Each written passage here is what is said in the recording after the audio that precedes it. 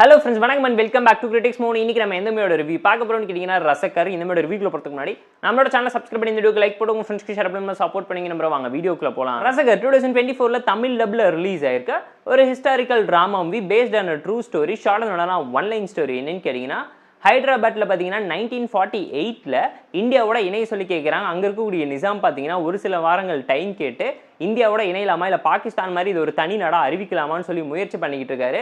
India கூட இணையறன்னு சொல்லி வாக்குறுதி கொடுத்ததுக்கு அப்புறமேட்டும் பார்த்தீங்கன்னா நிசாம் அங்கே இருக்கக்கூடிய வீரர்களை தயார் பண்ணி மக்களை துன்புறுத்தி அங்கே இருக்கக்கூடிய ஹிந்துக்களை முஸ்லீமா கன்வெர்ட் பண்ண வச்சு தனி நாடா பிரிஞ்சு போக ட்ரை பண்றாரு. அதுக்கப்புறம் அங்கே நடக்கக்கூடிய ப்ராப்ளம்ஸ் அண்ட் ட்ராஜடி டிராமா என்ன, அங்கே இருக்கக்கூடிய ஹிந்து மக்கள் அங்கே இருக்கக்கூடிய போராட்ட வீரர்கள் எப்படி காப்பாற்றினாங்கன்னு சொல்ற ஒரு historical drama movie.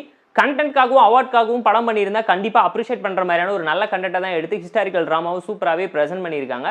But கமர்ஷியலாகவும் political ரீசன்ஸ்க்காகவும் நிறைய விஷயத்தை ஓவர் டோஸ் பண்ணி இல்லாத ஒரு விஷயத்தை ரீக்ரியேட் பண்ணி ஓவர் டோஸ் பண்ணி மக்கள் மத்தியில் ஒரு இம்பாக்ட் கிரியேட் பண்ணி அவங்களோட ஐடியாலஜியை மாற்றணும்னு நினைக்கிறது ரொம்பவும் டிஸ்கஸ்டிங்கான ஒரு விஷயங்கிறது அப்பட்டமா இந்த மூவி பார்க்கும்போது உங்களால் ரியலைஸ் பண்ண முடியும். மூவியாக ரிவ்யூ பண்ணணும்னு நினைச்சிங்கன்னா இந்த மூவியில் நடிச்சவங்க எல்லாருமே சூப்பரான பெர்ஃபார்மன்ஸை இம்பாக்ட்ஃபுல்லாக கொடுத்தாங்க. Story wise based on true story.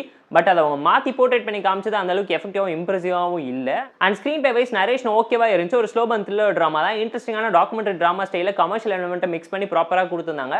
டெக்னிக்கலாக செம ஸ்ட்ராங்கான movie, background scoring, cinematography, VFX, சிஜிஎக்ஸ்னு சொல்லி எல்லாத்தையுமே பார்த்து ப்ராப்பராக பிளேஸ் பண்ணியிருந்தாங்க. எதுவுமே குறை சொல்ல முடியாத அளவுக்கு.